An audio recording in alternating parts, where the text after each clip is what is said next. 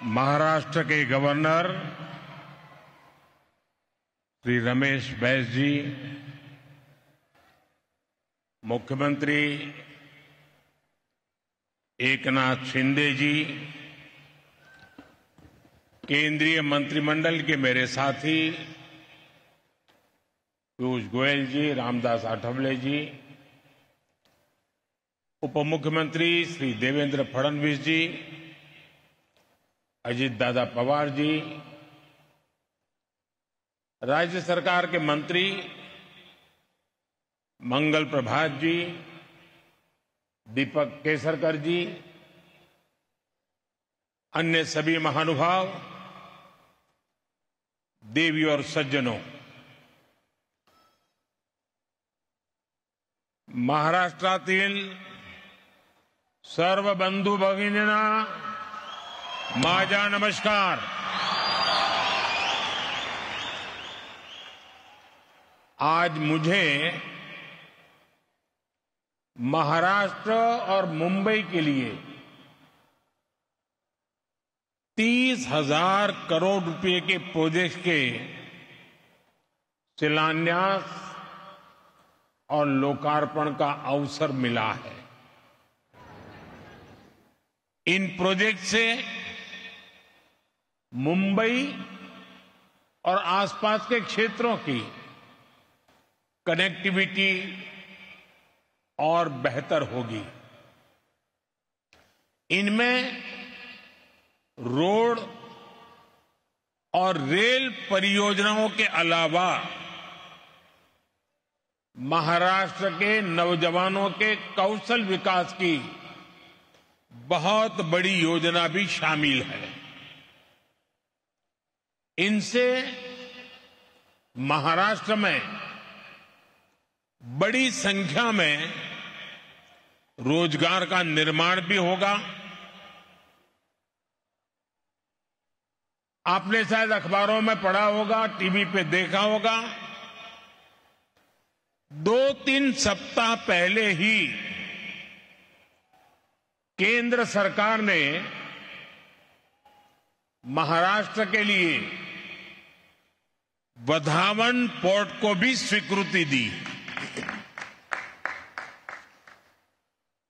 76,000 करोड़ रुपए, 76,000 करोड़ रुपीस के इस प्रोजेक्ट से यहां 10 लाख से ज्यादा रोजगार बनेंगे. साथियों, बीते एक महीने से मुंबई देश विदेश के निवेशकों के उत्सव की साक्षी बनी है. छोटे बड़े हर निवेशक ने हमारी सरकार के तीसरे टर्म का उत्साह से स्वागत किया है. लोग जानते हैं कि एनडीए सरकार ही स्थिरता दे सकती है, स्थायित्व दे सकती है. तीसरी बार शपथ लेने के बाद मैंने कहा था कि तीसरे टर्म में एनडीए सरकार 3 गुना तेजी से काम करेगी. और आज ये हम होते हुए देख रहे हैं. साथियों, महाराष्ट्र के पास गौरवशाली इतिहास है. महाराष्ट्र के पास सशक्त वर्तमान है और महाराष्ट्र के पास समृद्ध भविष्य का सपना है. महाराष्ट्र वो राज्य है जिसकी विकसित भारत के निर्माण में बहुत बड़ी भूमिका है. महाराष्ट्र के पास इंडस्ट्री की पावर है, महाराष्ट्र के पास एग्रीकल्चर की पावर है, महाराष्ट्र के पास फाइनेंस सेक्टर की पावर है। इसी पावर ने मुंबई को देश का फाइनेंशियल हब बनाया है। अब मेरा लक्ष्य है महाराष्ट्र की इसी पावर से महाराष्ट्र को दुनिया का बड़ा आर्थिक पावर हाउस बनाने का। मेरा लक्ष्य है मुंबई को दुनिया की फिनटेक कैपिटल बनाने का। मैं चाहता हूं महाराष्ट्र टूरिज्म में भारत में नंबर 1 राज्य बने। यहां छत्रपति शिवाजी महाराज के शौर्य के साक्षी विशाल किले हैं। यहां कोंकण के समुद्री तटों का मनमोहक दृश्य है। यहां सह्याद्री की पहाड़ियों पर सफर का रोमांच है। यहां कॉन्फ्रेंस टूरिज्म और मेडिकल टूरिज्म की अपार संभावनाएं हैं। भारत में विकास की नई गाथा लिखने जा रहा है महाराष्ट्र, और हम सभी इसके सहयात्री हैं। आज का ये कार्यक्रम महायुति सरकार के इन्हीं लक्ष्यों को समर्पित है। साथियों, 21वीं सदी के भारत की आकांक्षाएं, भारत के एस्पिरेशंस इस समय बहुत ऊंचे स्तर पर हैं। इस सदी के करीब करीब 25 साल बीत चुके हैं। देश की जनता लगातार तेज विकास चाहती है।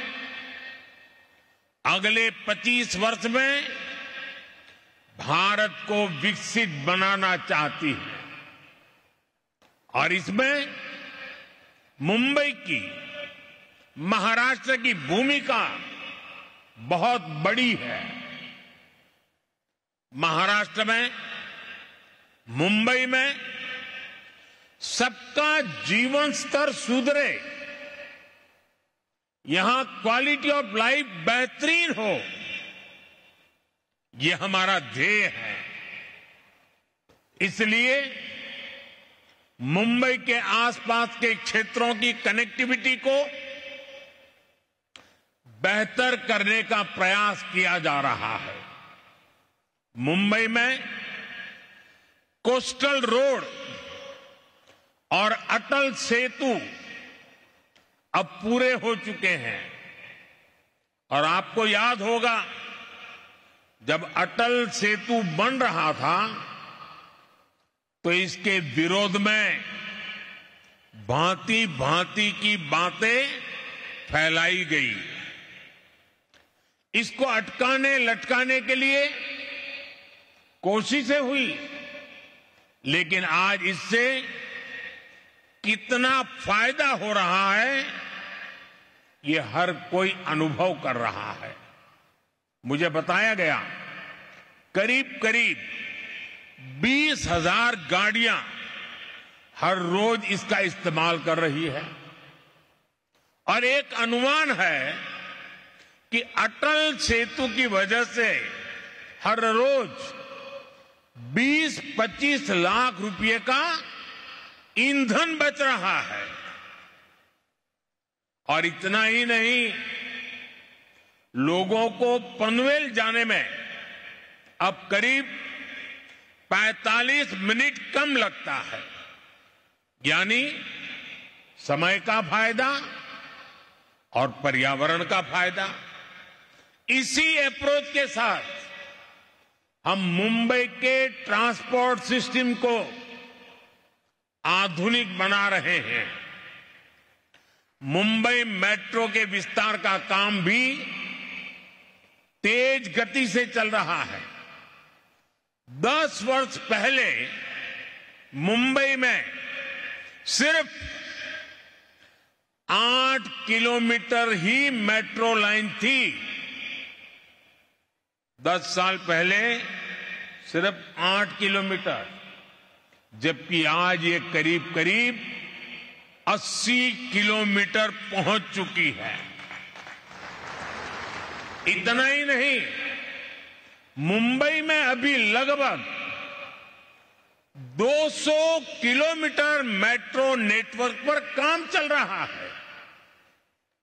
साथियों, आज भारतीय रेल का जो कायाकल्प हो रहा है, उसका मुंबई को, महाराष्ट्र को भी बहुत लाभ हो रहा है।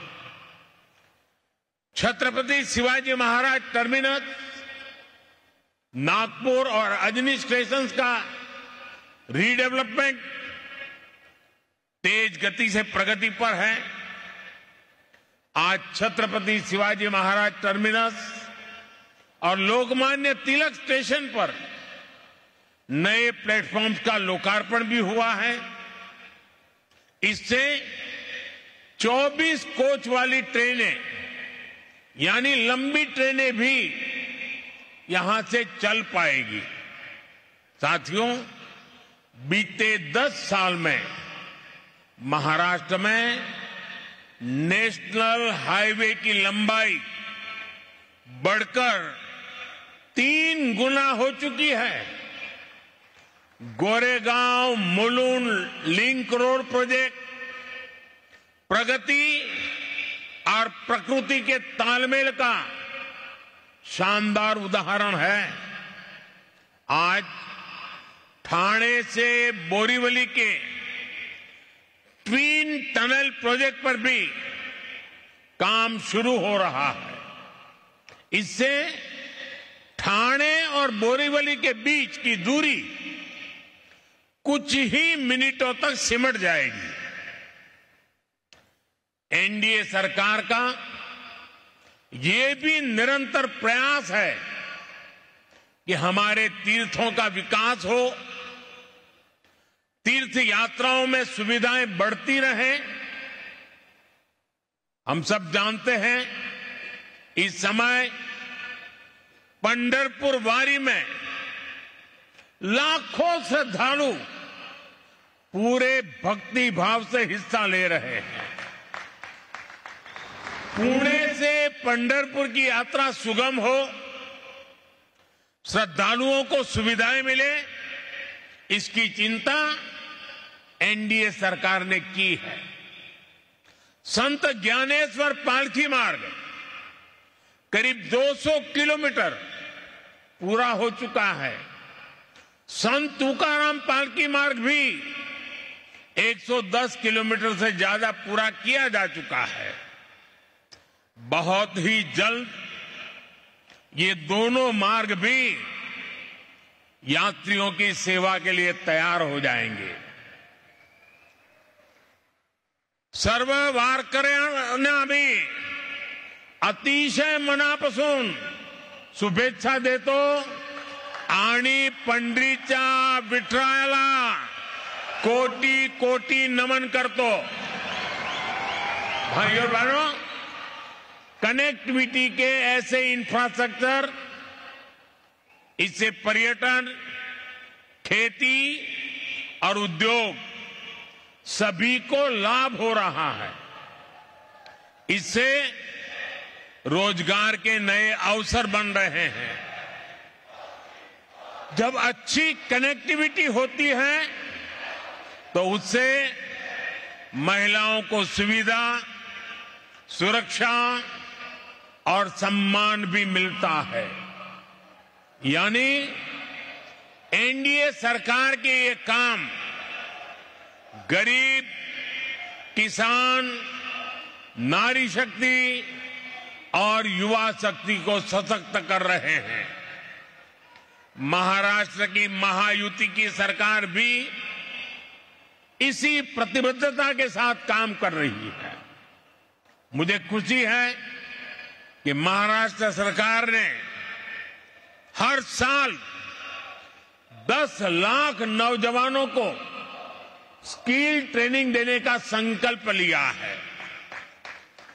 मुख्यमंत्री युवा कार्य प्रशिक्षण योजना के तहत ट्रेनिंग के दौरान स्कॉलरशिप भी दी जा रही है।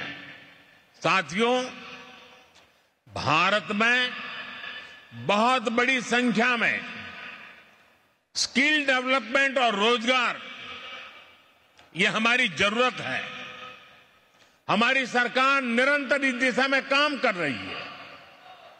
बीते 4-5 साल के दौरान कोरोना जैसे महासंकट के बावजूद भारत में रिकॉर्ड रोजगार बने हैं। हाल में आरबीआई ने रोजगार पर एक विस्तृत रिपोर्ट जारी की है। इस रिपोर्ट के अनुसार बीते 3-4 सालों में देश में लगभग 8 करोड़ नए रोजगार मिले हैं। इन आंकड़ों ने रोजगार को लेकर झूठे नैरेटिव गढ़ने वालों की बोलती बंद कर दी है। ये झूठे नैरेटिव वाले निवेश के दुश्मन हैं, इंफ्रास्ट्रक्चर निर्माण के दुश्मन हैं, भारत के विकास के दुश्मन हैं। इनकी हर नीति युवाओं से विश्वासघात और रोजगार को रोकने वाली है और अब इनकी पोल खुल रही है। भारत की समझदार जनता इनके हर झूठ, हर प्रपंच को नकार रही है। जब कहीं पुल बनता है, रेलवे ट्रैक बनता है, सड़क बनती है, लोकल ट्रेन का डिब्बा बनता है, तो किसी न किसी को रोजगार मिलता ही है। भारत में जैसे जैसे इंफ्रास्ट्रक्चर निर्माण की गति तेज हो रही है, रोजगार निर्माण की गति भी बढ़ रही है। आने वाले समय में नए निवेश के साथ ये अवसर और ज्यादा बढ़ने वाले हैं। साथियों, एनडीए सरकार के विकास का मॉडल वंचितों को वरीयता देने का रहा है। जो दशकों से अंतिम पंक्ति पर रहे हैं, उनको हम प्राथमिकता दे रहे हैं। नई सरकार के शपथ लेते ही हमने गरीबों के लिए पक्के घर और किसानों से जुड़े बड़े फैसले लिए हैं। अभी तक 4 करोड़ गरीबों को पक्के घर मिल चुके हैं। आने वाले सालों में 3 करोड़ और गरीब परिवारों को पक्के घर मिलेंगे। इनमें महाराष्ट्र के भी लाखों गरीब, दलित, पिछड़े, आदिवासी परिवार शामिल है। एक अच्छा आवास हर परिवार की जरूरत ही नहीं, बल्कि उसकी गरिमा से भी जुड़ा है। इसलिए हम शहरों में रहने वाले गरीब और मध्यम वर्ग दोनों के घर का सपना पूरा करने में जुटे हैं। साथियों, रेहड़ी फुटपाथ वाले साथियों को भी गरिमापूर्ण जीवन मिले, ये हमारा कमिटमेंट है।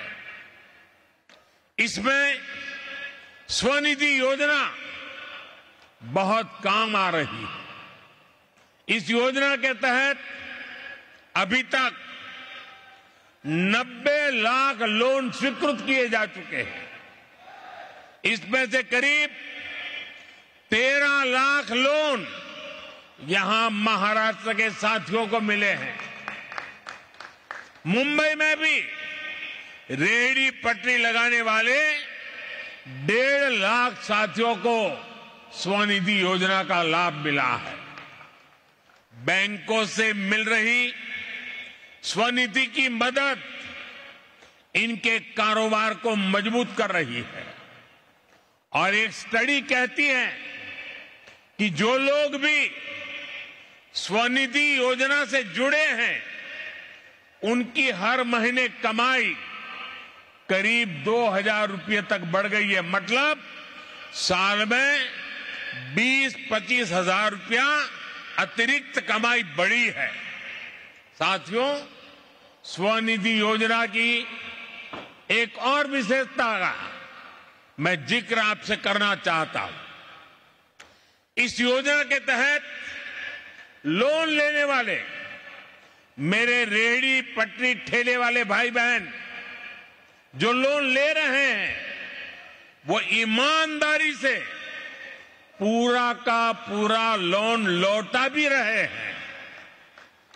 और ये है मेरे गरीब का स्वाभिमान, ये है मेरे गरीब भाई बहनों की शक्ति।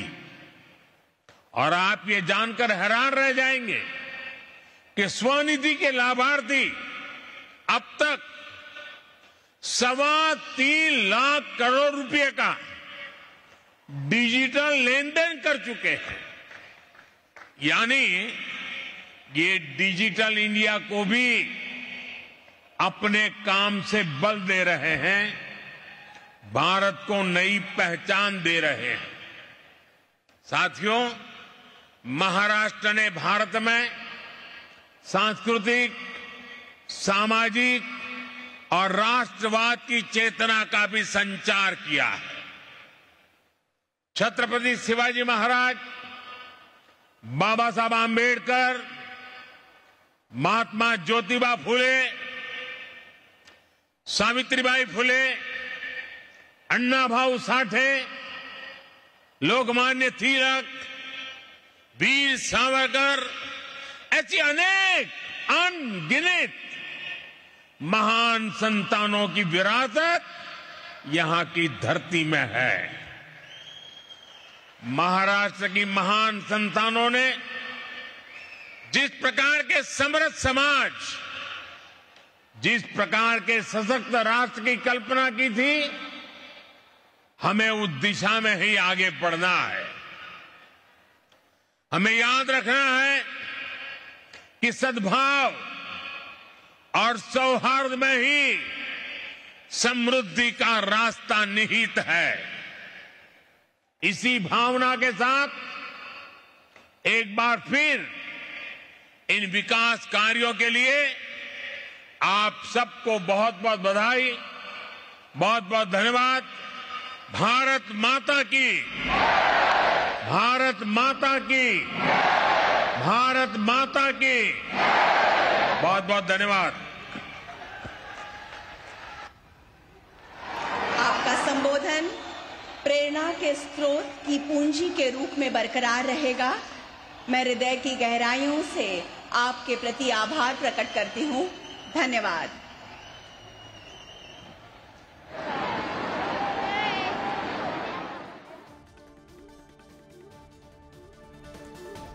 पंतप्रधान नरेंद्र मोदी हे गोरेगावमधल्या नेस्को सेंटरमधून बोलत होते। तर येणाऱ्या काळात मोठ्या प्रमाणात रोजगार निर्माण होईल असं पंतप्रधान नरेंद्र मोदी म्हणाले। तर खोटं नरेटिव्ह पसरवलं जाऊ नये असंही ते म्हणतायत। तर जनता यांच्या खोटेपणाला चांगलंच उत्तर देईल अशी टीका पंतप्रधान नरेंद्र मोदी यांनी केली आहे।